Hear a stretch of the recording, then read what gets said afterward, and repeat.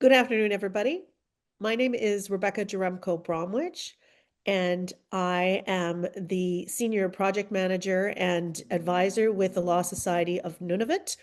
And we are delighted to be hosting this continuing legal education session today in partnership with LexisNexis Canada. In most contexts, as you're familiar with in Canada, we would do a land acknowledgement. And I know that many of you, because we have over 1,000 registrants and we only have about 120 lawyers in the Nunavut bar, I know that many of you are not from Nunavut. So I will let you know that we don't do land acknowledgements in Nunavut. And that is simply because, quite simply, Nunavut is an Inuit territory. And so it simply is Inuit land. And I'm delighted to welcome everyone to this space being hosted by the Law Society of Nunavut for a continuing legal education session that is being hosted by Connie Braun. We also have a number of other continuing legal education offerings. We don't normally get such high rates of attendance. They are available for free recordings on our website. You can also register for free. So I would encourage you to check out the Law Society of Nunavut website. For today's session, Connie Braun, we're very delighted to have her with us. She began her professional career as an orchestral musician in Halifax and became a librarian. She has done many things over her career, and particularly before joining LexisNexis Canada in 2022, she built an impressive career as a trainer at a global software company, doing other roles as well. She dedicated herself to developing applications that powered research and learning in university, college, and research libraries around the world. And all of these activities entailed a great deal of global travel. Her passion for technology education is matched by her enthusiasm for empowering others. We are very fortunate to have Connie with us today. And I think her career exemplifies what we all need to do in the emerging world as we approach the AI singularity. We all need to be flexible and versatile. And so I will turn it over to Connie to start talking with us about practical applications for artificial intelligence in the legal profession. Thank you, Connie. Thank you very much, Rebecca. Hello, everyone, and welcome. I'm going to go ahead and, pardon me, share my screen so that you should now be seeing my Lexis Plus AI with Protégé. When a user first logs into Protégé, they are greeted by this particular screen. And basically, it's giving users an opportunity to customize or personalize their research experience with Lexis Plus AI. So I'm going to go ahead and just in here, you're given the opportunity to either proceed or say, no, thanks, I could take care of it later. I'm going to go ahead and just go through this process. You can be inserting your preferred name. So here I, in fact, do have my name. It could just as easily be, a pet, a child, a city, whatever makes best sense to you. And then also I want to be selecting my current role, and you can see the different options that are available here. For our purposes today, I'm going to select transactional and litigation trial, but you can see other things that might be beneficial in your own situation. Then having clicked on next, now we have the opportunity to select drafting style. And you can see that dynamic is recommended because that way the AI will adapt to your question and provide just the best possible response along the way. And then lastly, also you do have opportunities here for different versions of it. You can preview the styles if you feel so inclined, so you can be making the best possible choice for your situation. And then one last thing that I have the opportunity to do is set a default jurisdiction. This can be really handy when your work is focused only on a particular jurisdiction. I will not set anything today, but I will go ahead and complete the setup, which is now going to actually bring me to the main page. So I do that once, and then this is going to be the kind of thing that is available to me. I did want to point out also that in the event of maybe you think, maybe I need to change my settings. Down at the lower left, that we are able to see that there are Protégé settings. And if we click on this, it actually takes us to a spot where we can adjust exactly what we're doing. And so we might decide that we want to include a different role. Or that we want to change our drafting style, or that we want to add a preferred jurisdiction. So all of those kinds of things are available to us so that we can be making adjustments on the basis of what might be appropriate for our day-to-day work as we are going. One thing that we do find about putting those settings in place is that it helps the Lexis Plus AI to provide more relevant responses, and so that can be something that maybe you want to be testing out in your own situation. If I select one or the other, how might that kind of thing work? So now that we're back here, you're able to see that we do have different kinds of tasks. So these four main tasks that are available. You can see here I'm at Ask a Legal Question, and down below there are some examples of kinds of things to ask. You're certainly not limited to this sort of thing, as you'll see here in just a little bit. Anytime that we are using the Ask a Legal Question stream, we are able to see that information is used from cases, legislation, practical guidance content, commentary, and textbooks. Basically, the LexisNexis ecosystem, things that are available in the LexisNexis environment. Then we have the opportunity to generate a draft. And here you can see the different kinds of things that we can be drafting, but again, a bunch of other possibilities as well. We have summarize a case, and we'll, again, some examples of case formats, and then the opportunity to upload documents and perform different kinds of tasks with those. We'll take a look at all of these things here in the course of our time together. So the very first example that I wanted to show you is that it could very well be that I have a single question that I need to work on today. And maybe I have a jurisdiction in mind. Maybe it is something where jurisdiction really doesn't matter. So for our purposes right now, I'm just going to ask this single question, and you'll see here, I'm going to paste it in. And here we have, as general counsel at Heart and Soul Law, I have responsibility for providing advice to lawyers in the firm on various aspects of legal practice, explain the ethical considerations, and much, much more. But also then consider the balance of all of these things. So I'm going to do this without setting a particular jurisdiction, pressing the enter key to get the response generated. And you'll see here as it proceeds that we get kind of a play-by-play of what's happening. So first off, you can see, among other things, that the AI formulated the query a little bit differently than the way that I asked the question. That often happens, and you'll see that, in most cases, that it's going to be a better way to ask that particular question. And then we get the response coming through, and we now see information on plea bargaining in criminal cases. We talk about the ethical considerations. You can see that there is a particular case, or several cases actually identified here, that are part of the things that are being used to now provide this kind of information. Then we get down to interests of society and victims, and once again, several cases that are embedded in the response to the question. Then getting to other things and yet more cases.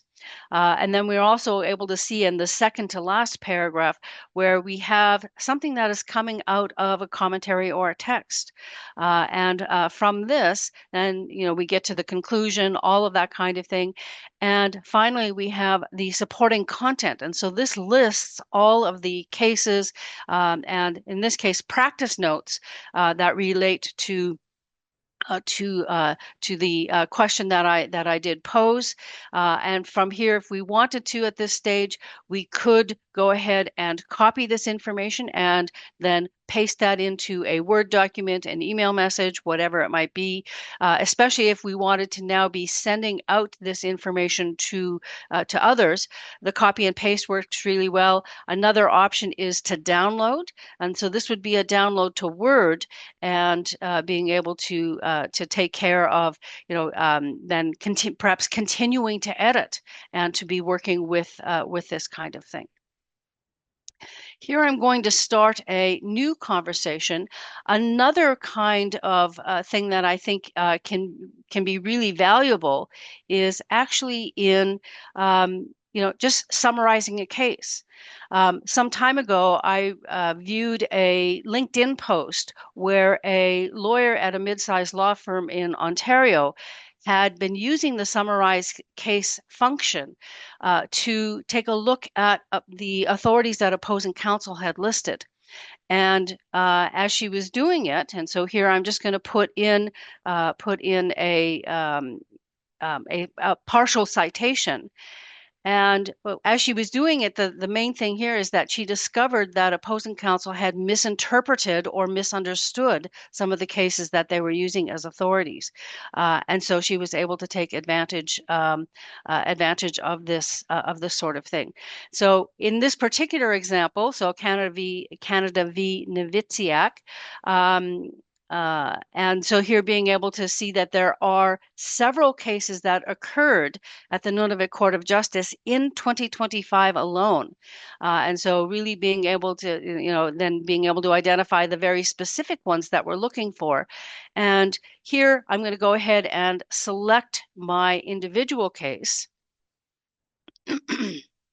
The one that I actually want to show you. And here we're going to be now seeing actually what's called an editorial summary of this case.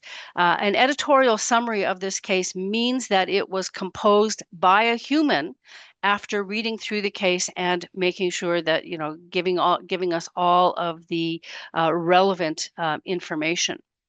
Now, I want to show you another type of case summary that comes through. And here I'm just asking the system now to summarize another case. And so I'm going to paste in this particular example. And this one is going to give us an AI generated summary.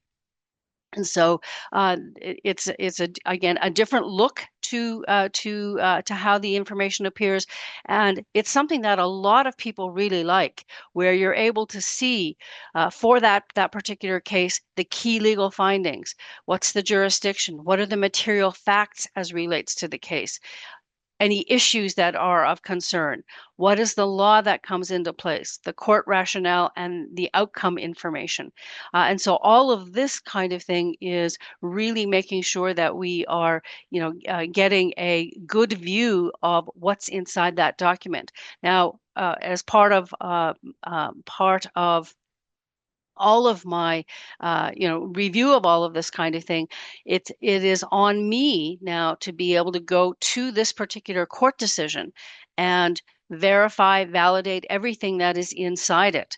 And so if I was to now click on this link, it will open up that kind of thing. It takes me to that particular decision. And here using the system, there is in fact, my AI generated summary. And so that is exactly what we were seeing back at the other page. And so now from here, if I just click on the Lexis Plus AI logo, it takes me back to where we were, and that we are then able to be viewing that information, seeing the details, and working with it. I'm going to start a new conversation, and this time in the Ask stream. And one of the things that I wanted to show you here is the fact that we can be asking, starting off with one particular question, and then based on what we read, maybe we have a follow-up question, maybe another follow-up question after that, that we can do that kind of thing in this particular, or as we're working our way through examples. And so here I'm going to select Nunavut as my jurisdiction. And the question that I'm going to be working with now actually relates to life insurance. And so you'll be able to see that we are looking at somebody shopping for a new life insurance policy, the requirement to disclose existing medical conditions, and in fact, I just realized that we have a his rather than a her, which is what we want to have. So they're just making that particular adjustment. Uh, and now, again, just pressing the enter key, or the other option is just to click on the little purple arrow that you see at the very far right in the search box.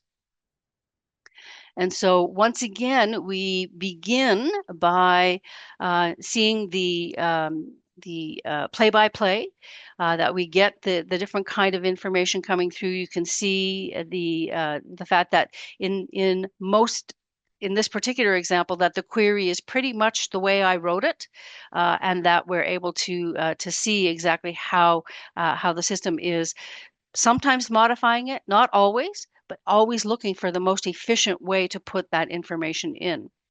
And so here we're able to get now a response that's talking about, the pre-existing condition, common scenario in insurance law, again, seeing cases, and for anybody wondering if any of these things are hallucinated, we immediately have the ability to go to this case and verify that it is legitimate.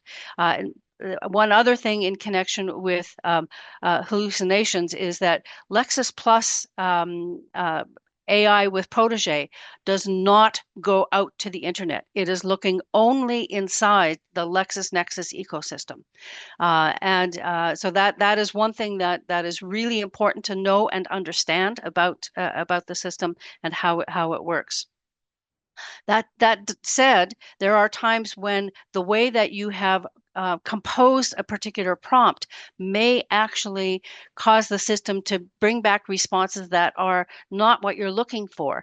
And so that's one of those places where writing well makes all the difference in the world. You want to make sure that you're giving enough information, but not too much, that you're using the correct spelling of words. And so it is the kind of thing that can really make a difference. Making sure that, for example, let's say you're working on a case that relates to Canada Post. Well, you want to make sure that you're using the spelling of MAIL and not MALE, because that would be the kind of thing that could throw the system off and start bringing back responses that don't make sense to you. So here again, the embedded cases, the embedded secondary content. So here related to pre-existing conditions. Also seeing things here related to the specific legislation. So we're able to see that Section 188 of the Insurance Act for Nunavut talks about the pre-existing conditions and how that kind of thing might come into play in this particular situation. And always here we do have the supporting content. I'm going to include a follow-up now and actually get some more information about the legislation that is governing the pre-existing medical conditions, and be looking at other kinds of specific challenges that individuals might be taking a look at. And you can see again that the query has been modified just a little bit, and just asking the question a little bit more efficiently. And so once again, with the play-by-play, searching for information, being able to retrieve, and then provide that particular response.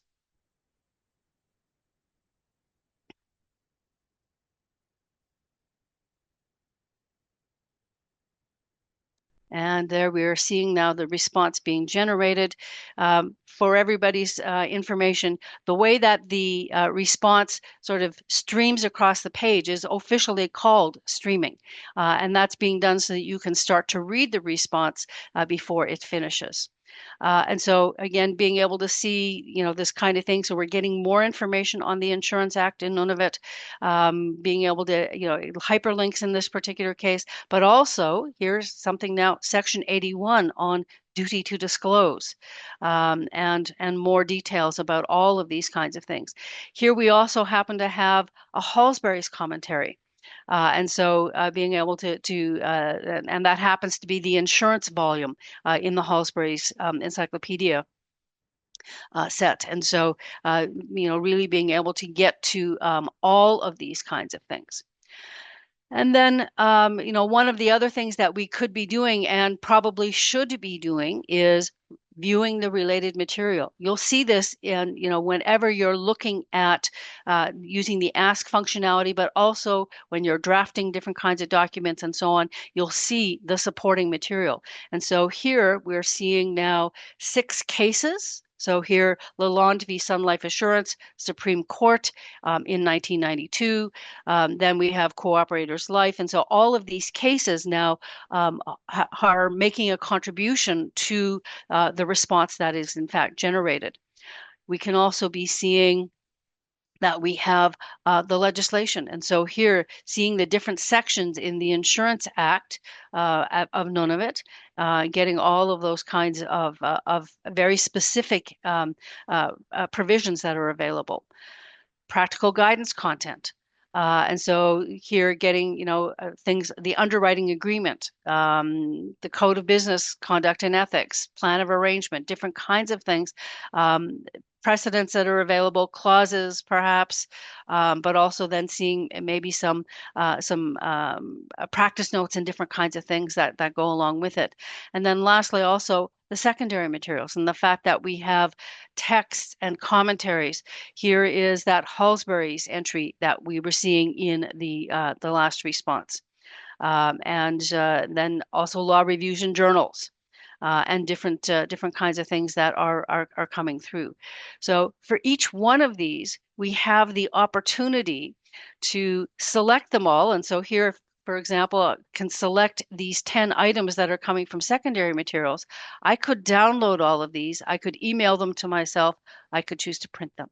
And that happens with any one of these types of things, where again we could be going ahead and selecting all of the different kinds of things that are coming through.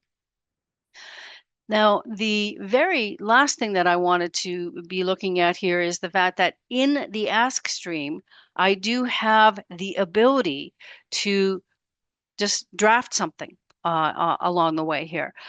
You can see also just now as I've pasted that in that pushed up these suggested next steps.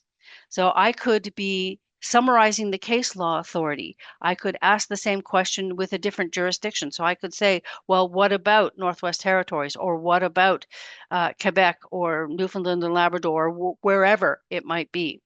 And I can also draft a memo, or in this case, an email to Victoria about everything that we've seen. And so at this stage, it's actually going to view all of the information that has gone before in this ask stream, so that we can then be getting a good response that we can then be using and seeing here when it comes to the work that we're doing on behalf of Victoria. So you can see here outlining the legislation, the fact that I am drafting a letter or an email. And you can see that because I had included Victoria's name in the response or in one of the prompts, that it already is including that information. And we start this email. I hope this email finds you well. And I wanted to provide you with an overview of this information. Then we're seeing that we've got different kinds of things that we can be taking into account here, and how the Insurance Act is playing a role, doing different kinds of things along the way. And so at this stage, maybe when it comes to some of this information, this is a fully editable kind of document at this point. And so maybe and that you are enjoying, and just making sure to be spelling correctly during the autumn weather. So fully editable at this spot. I also have some other kinds of things that I can be doing, since this is now, quite a formal type of a letter. Now that I have selected that text, when I release the mouse button, the drafting tools function appears. And so at this stage, I have the opportunity to soften the tone on that selected text, make it more assertive, or convert to plain language. Here, I'm going to go ahead and just make it more assertive. And so in this particular example, you'll see that it's going to look at that very specific part of things. And here is now our more assertive tone as relates to that particular section. If I am satisfied with what I read, then I am able to go ahead and replace in the document. And so that now is, we've substituted what was originally there for the kinds of things that are now available. We also get the indication that this particular section was edited. There's a little purple icon that just indicates that this was edited, and in fact, if we hover on it, usually, yeah, this passage was edited. So it's giving us just a clue as to what sorts of things we had that we have done along the way. So at this point, if I wanted to, I can be downloading this document to Word. And with the intention that probably I want to do a little bit more with it, but at least I have the start of a document or this email that I might want to be putting in place. It's opening over on my other monitor, so I'll just pop that over here for you to be able to see. And you can see we could now be putting, letterhead kinds of things, other details. If this was actually a letterhead might be appropriate. But in this particular case, being able to see, there's exactly the text of it. We could continue editing at this point and be able to, include any other information that maybe you think of after the fact, after we had, done whatever it is we were going to be doing inside the Lexis Plus AI with Protégé to be able to take care of that. I'm going to go ahead and actually, before I do the save and exit, there is the opportunity here to undo any changes. So maybe you decide before you download it to Word, you were not happy with the actual rewrite to make it more assertive, and so you can go ahead and undo that. Again, choices that you are able to be making. I'm going to go ahead and save and exit on that, and they're being able to see the kinds of things that we've got going. So again, when we're looking at any of these kinds of things, being able to see that wherever there is a hyperlink, we can be going right to that particular provision in the legislation, and so just verifying and validating everything.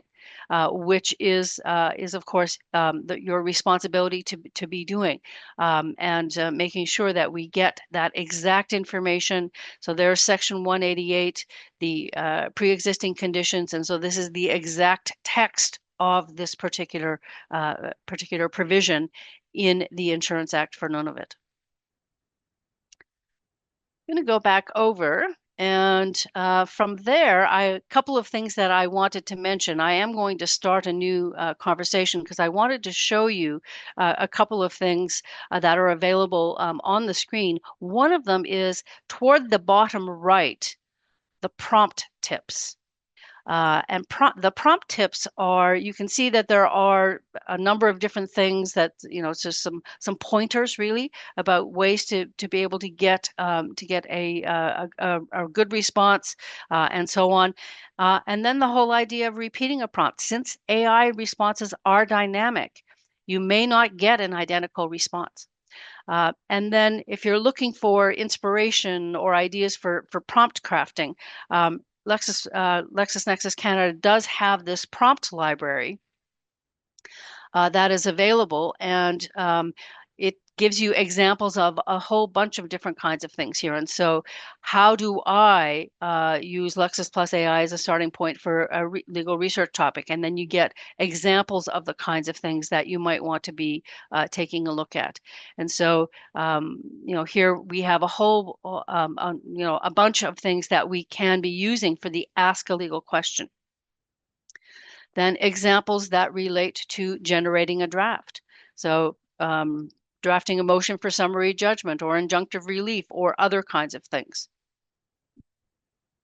Summarizing a case. And so again, getting different kinds of things that we can be using to see that sort of summary information.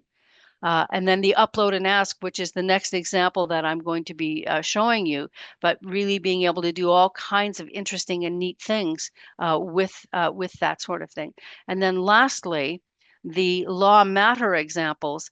These are all things, all examples where we perform all of the tasks in the Ask a Legal Question workflow, which I just have finished now showing to you the kinds of things that we're seeing. And so again, being able to see, so here we have an oil and gas matter, environmental law matter, and different kinds of things that we might want to be taking a look at. And so again, examples, use these as starting points, and then modify as needed for the topic that you are working on.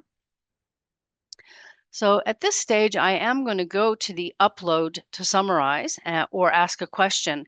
And here there are a couple of things to be taking note of, is that we can handle an individual document that maybe we want to be working on. And so we could do a drag and drop of files here. And one of the things here is that we could take, up to 10 documents that are not saved to a vault. Now, the important thing about a vault is that it is secure and that it is available only to that logged in user. So a little bit more on that in just a moment. But here, if we upload a single document, and I can imagine doing that maybe for something that is super sensitive, and you want to just be using the system to get a response on something, and then you want that document to be purged. So we can do that. Upload a single document, and then it's purged at the end of the session. On the other hand, we also have the ability to handle this vault. And you can see here that I have a bunch of vaults already, things that I have created for the purposes of of examples, working with different firms and organizations. And the thing about these vaults, and here I'm going to just go ahead and show you of the vault that I'm going to use today. The vault is the Bagri-Quenelle COVID vault. And so here you can see that there are 15 documents in it. The vault itself was created September 16th, and all of these documents were uploaded on that particular day. And so we're able to see the first of the 10 documents. In this vault, I have pleadings, motions, and facta that I have downloaded from from the legal research part of the platform. I also have other external documents. So here, for example, the COVID Related Measures Act for British Columbia. So that is the actual legislation. Then there is an annual report on the pandemic. Which I was able to get off the internet. An Extraordinary Times Measures final report, again, something related to activities with Bagri-Quenelle. And then also a community update related to COVID-19 that was available it looks like June of 2021. And so just seeing a mix of documents, these could be email communication, just as long as you can save it to PDF or Word or a text, you're able to be handling all of these kinds of things. Now, other things that we can be doing with a vault, which can hold up to 500 documents. Right now, I've just got 15 here. Is that at this stage, I could, if I had new files to add, when I use the manage vault entry, I'm able to go ahead and browse to more files or do a drag and drop of more files and get them loaded to the system. I also could say that, well, maybe this particular document is not as relevant as I originally thought. And so I can go ahead and delete that particular document. And when all is said and done, I have the ability to delete the entire vault. So, one reason that I might be using the vault is the fact that I am working on a file over a period of many months, 18 months, whatever, and I just want to have all of this information gathered together in one place, and it gives me a way to be able to work with that.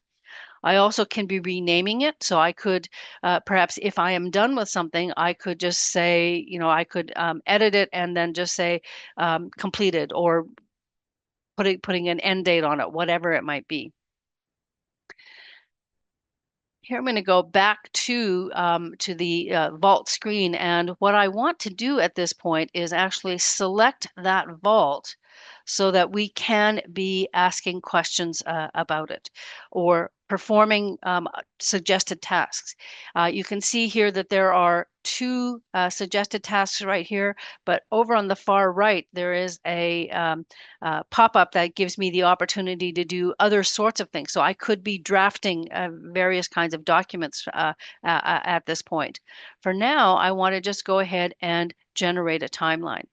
And so when generating a timeline, the thing that's really important to take note of is that it's this group of 15 documents, and only this group of 15 documents, that is being taken into account.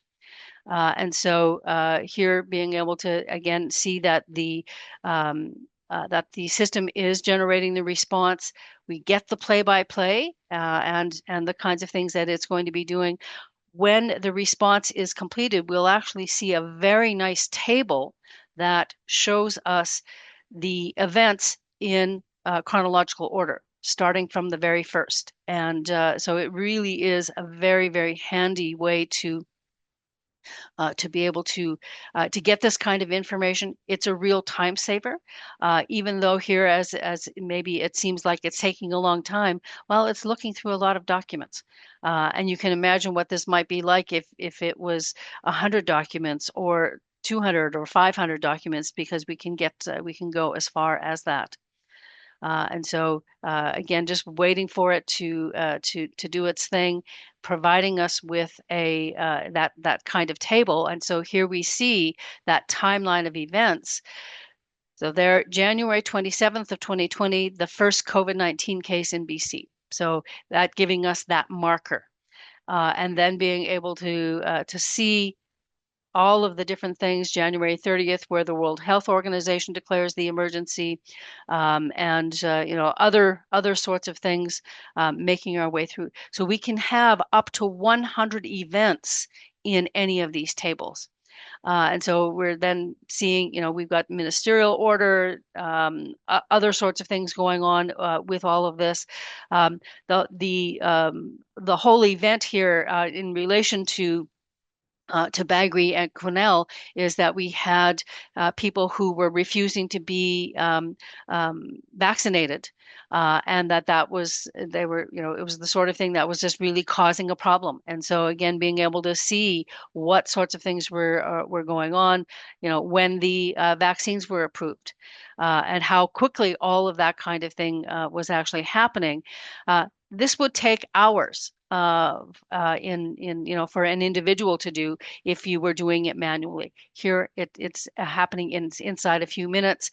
We're also able to see that at the that where the Omicron variant had appeared in the Northern Health region. We also see some key events that don't have specific dates, and so that we're able to see how that where there's a date range rather than one date, and so it's giving us just a different way to be able to look at it.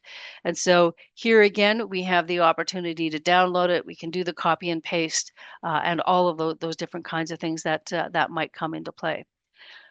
So here we're seeing our various tasks that we can perform. There are other things that we could do. We could ask questions about these documents. And so the kinds of things that we know work really well, we could just say, find facts, or find arguments or counter arguments, find entities. Another one that we often will use is just to identify, and making sure to spell that correctly. There we go. Get it yet? Identify inconsistencies in these documents. And so, just saying, take that group of 15 documents and find any inconsistencies and report them back to me. So it really does give us a way to be able to see this sort of thing, and to get so again, it's looking at that group of 15 documents, getting the information for us, and then it's going to provide essentially a summary of what these inconsistencies are.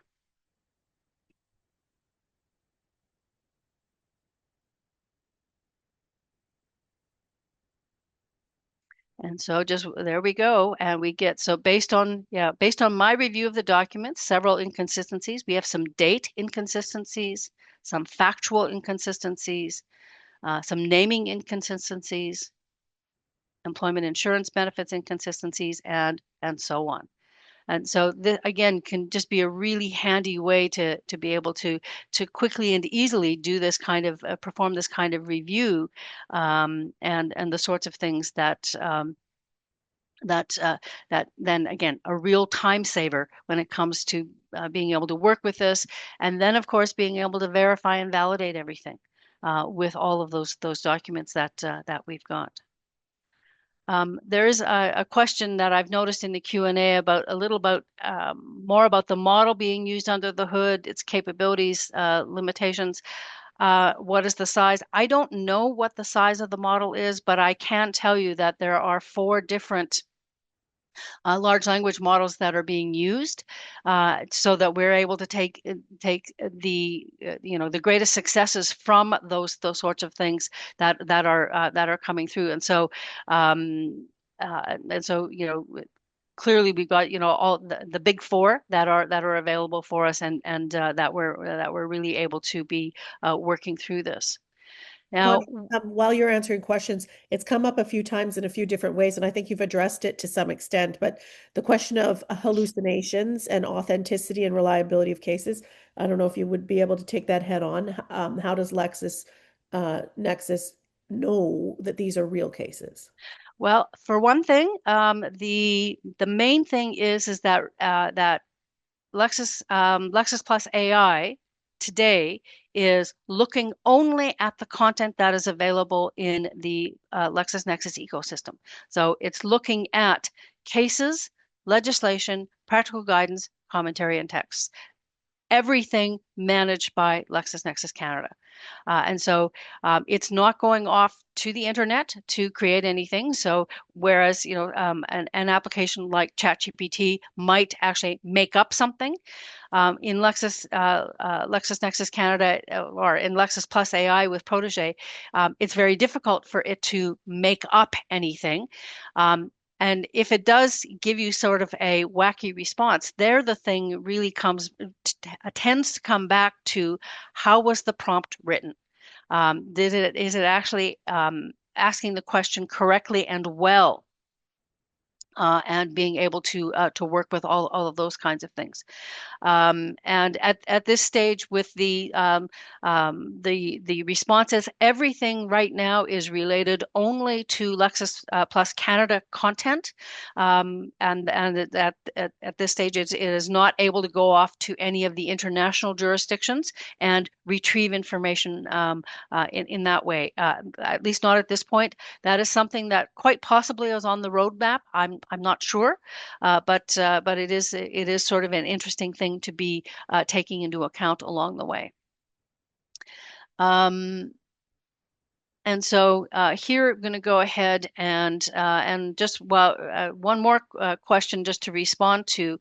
If information is derived in this ecosystem, how the ecosystem is refreshed and updated basically as often as information is being added into the system. And so we receive cases from courts on a regular basis, and so as soon as that information is added, it is then being updated to include that information, which is why we're able to see that in some situations there are cases that that concluded at a court last week or earlier this week, and that the information was loaded and then is now also being taken into account. I did want to show you one other example here on just the whole idea of generating a draft. Earlier, you saw when I was using the Ask a Legal stream, I started with a question, then I had a follow-up question, and then I said, please generate a draft. And so it was in that particular example, it was taking it from all of those three parts, essentially looking at all of this information and then generating the response. If we go to generate a draft, now we have to include a lot more information when we want to do this because we don't have that previous history, that any further information in connection with this. Here I'm going to go ahead and select Manitoba as the jurisdiction just simply because this is where this event occurred. And so in this particular example, we have a passerby who witnessed and recorded video of a client throwing a bottle of water at a Canada goose. That is, and you can see from the entry that this is a public welfare offense known as mala prohibita, and so on and so forth. So this did actually occur in Winnipeg earlier this year. And what I am now asking is that I want to draft a letter to my client recommending that we submit a motion for summary judgment, et cetera, et cetera. And so again, getting the system now to provide this information because I have provided enough of the story, the history of what's going on, so that we can then get a good response in connection with this. Again, it is telling us that we are drafting a letter or an email. We're getting, again, just now our bits and pieces of information that we can be working with. We have the ability to now, again, be modifying this. And so here we're going to say that this is going to be Gabriella. And always the opportunity to be modifying this kind of thing. So here, looking at the email, different sorts of things, being able to get more information on the mala prohibita and giving all of this kind of detail. And thinking about things where maybe we want to make something more assertive or to soften the tone of something.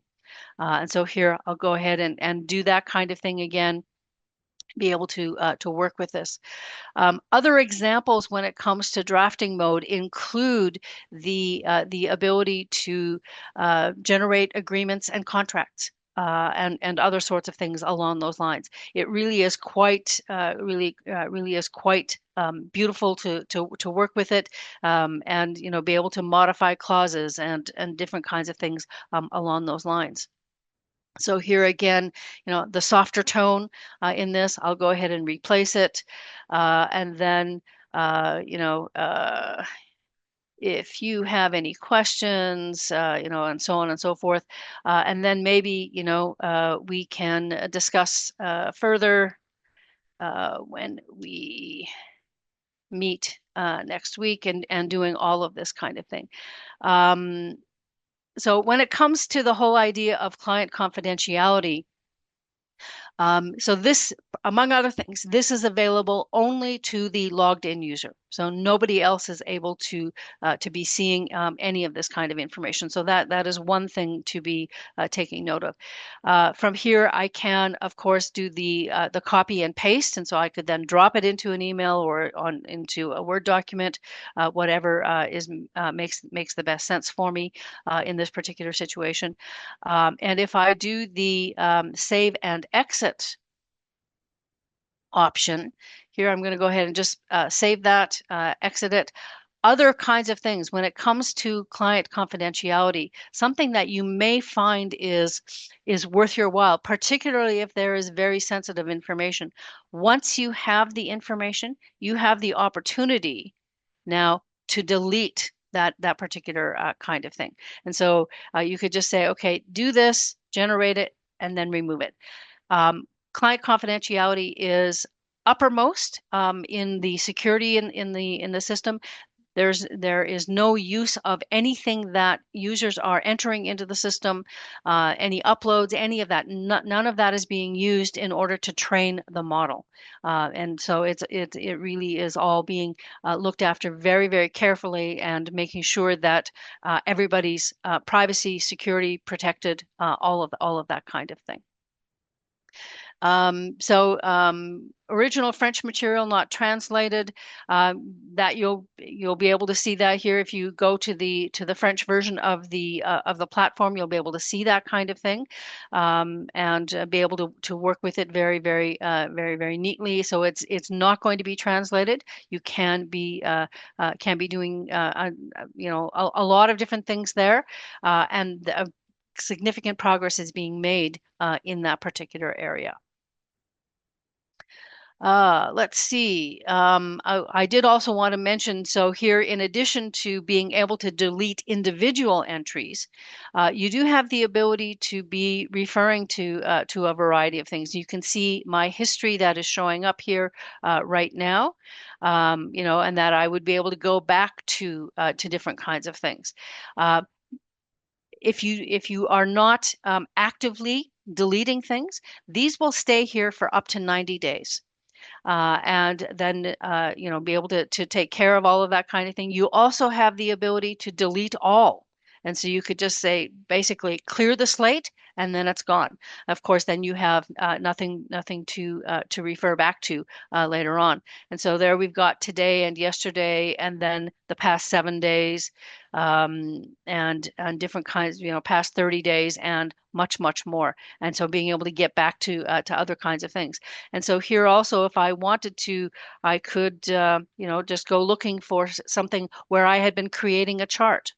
And so they're just in looking at, so create a chart that compares the standards of review for appeals of privacy legislation in all of these jurisdictions. And so being able to use that as a way to be identifying quickly and easily things that I've done in the past, and that I'm working with it. Two other things just before, one other question there, the 500,000 character limit that's at the top of the document drafter. That is a character limit, and so that and being able in fact, I've never got anywhere near the 500,000 character limit. Usually it's like 5,000 or 50,000 maybe, but never anywhere near 500,000. Then about the jurisdictions, well, Lexis Plus Canada does also include many other jurisdictions, except that the AI focuses only on the Canadian content. It does not focus on France or the UK or Australia, New Zealand, Hong Kong, or any of the others that are currently available. At some point, maybe, but for now, it's using only the Canadian content that is available. Okay, so again, two more things here. There is a spot down at the bottom left for frequently asked questions that you can be using, and then there is also this opportunity to submit feedback. And so this is a spot that you can be using then to be providing feedback to the product team who is responsible for the development, maintenance, and evolution of Lexis Plus AI Protégé. And so, wanting to, and if something is not getting generated at all, what's going on, or other kinds of things. And so this is a way for you to be able to contribute to the continuing development of Lexis Plus AI Protégé. Enter your email address. When you do, then you actually probably will get personal contact from somebody on the product team, and being able to make your way through and have a look. So with that, Rebecca, do we want to open it up to other questions? We certainly do. And I just wanted to, so we have a number of questions about authenticity and reliability in the Q&A. I just wanted to also say, since I'm here as a person working with a law society, some of these questions suggest, it's important to remember the liability and the professional responsibility remains on the individual lawyer. So this is, we're here partnering with LexisNexis because we understand the future of AI here, and that the best case scenario from a liability perspective is to be dealing with a reputable organization that is providing you AI that is with reference specifically to case law. But this is much the same as if you're using this from a liability perspective and professional responsibility perspective, you're still responsible to review it. And so I just wanted to just throw that in there as a comment from the Law Society. We do have a number of questions about whether there's going to be a recording later, and there certainly is. I don't know if we want to go to any live questions. I don't know if we have the capacity for that. We have a number of questions in the Q&A. But one of the questions actually is about whether the platform in citing real cases might misinterpret legal principles or outcomes. So instead of making up a fictitious case, it might gaslight about the relevance, facts, or outcomes of a real case. Connie, do you have any comments on that? My comment on that goes back to the whole idea of writing the prompt in a way that makes sure that the system is not going to do that sort of gaslighting. And it can be a real challenge sometimes to get to make sure that the system is not doing that kind of thing. But that's also then a spot where, as lawyers, your responsibility goes to what's going on here. Is this being reported correctly? Is it accurate? Is it doing anything that it shouldn't? And if it is, then maybe it's the way I wrote the prompt. And I can tell you that I and other members of my team, we will sometimes intentionally try to provoke the AI to try and just say, so what kind of goofy response are you going to give me today because of the way that we wrote the prompt? Okay, and I have another sort of category of questions relating to data security. You've touched on this. Do you want to say a little bit more about data security? Maybe people didn't pick up on it. So any time that a user is logged in and using Lexis Plus AI, um, anything that you are doing follows, among other things, the RELX principles for AI and security and privacy and all of that kind of thing. Uh, Going on from there, then that we can, nobody at LexisNexis ever reads anything that you are doing unless you were to share it with them.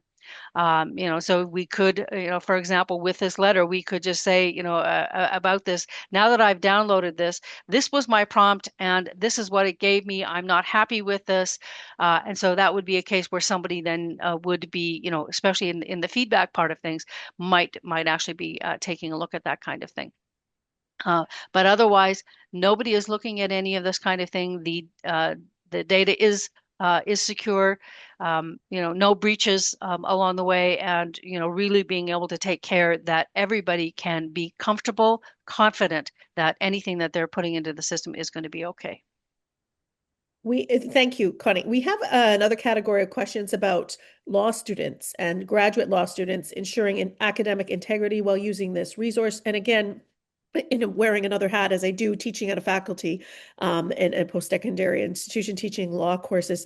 This is a research reference, and much as the same with the professional responsibility piece, if you are a practicing lawyer, it is not appropriate. It is plagiarism. It is not academic honesty to just hand in something that is prepared by an artificial intelligence platform. You do have to do your own work, but it can be a research reference, and it is an excellent research reference. Connie, did you have any comments about that? Um, that always it's a starting point. Always, always, always, it is a starting point, and that it is then up to you to make sure that everything is checked, verified, validated, and is work that you yourself are going to be happy to present. I was just noticing one other question here about does the AI in Lexis mean that using the manual Boolean search is outdated? Not necessarily. There's going to be a time and a place when, for whatever reason, you are writing a prompt and you're just not getting anywhere. And it's just that it's just not happening. For that reason, going back to Boolean terms and connectors can be a really great benefit, because sometimes it's going to give you just an idea about how do I frame the story? How do I handle this or that kind of a thing? And so I think that um, it changes how we do things, but it doesn't eliminate the need sometimes to go back and do the more traditional research.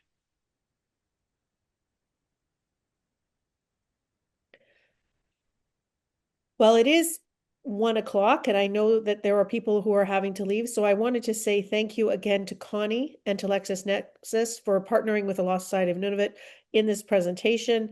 Again, this is an amazing research tool. We are in the future. There will be a recording of this that will be provided to attendees. There also is the ability for people to have demos of this product made available. As well. And there is further information on LexisNexis about this product. And also with respect to the professional responsibility piece I talked about, if you are not from the Law Society of Nunavut, you practice elsewhere, you should be checking with your law society about the ways in which it is appropriate for you to supervise and partner with artificial intelligence as you are going forward. It is not a time for us to say, don't use AI, but there is an appropriate way to do it and a way not to.